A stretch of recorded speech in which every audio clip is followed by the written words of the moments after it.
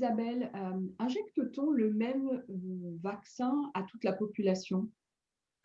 Alors d'abord, il y a des vaccins qui sont contre-indiqués pour certaines populations, et notamment les vaccins à virus vivant atténués qui sont, puisqu'on le disait, miment la maladie, donc peuvent entraîner des complications chez des personnes qui sont immunodéprimées, soit du fait d'une pathologie, soit du fait d'un traitement. Donc on contre-indique ces vaccins chez ces patients. Et puis, il y a effectivement ces vaccins vivants atténués toujours qui sont pas conseillés pendant la grossesse.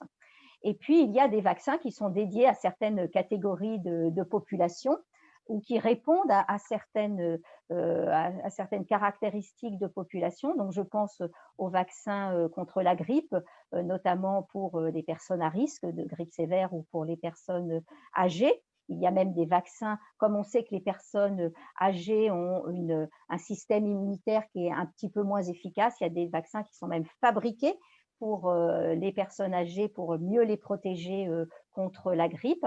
Il y a des vaccins pour les personnes âgées comme le vaccin contre le zona.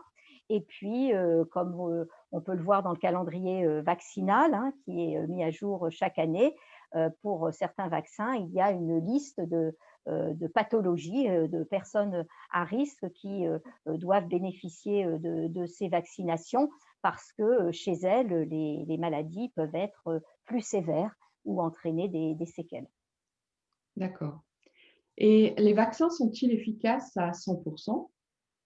Un vaccin n'est jamais efficace à 100%. Il y a des vaccins qui sont très efficaces, notamment les vaccins qui sont devenus obligatoires chez l'enfant, mais d'autres vaccins hein, sont très efficaces et d'autres qui le sont un peu moins.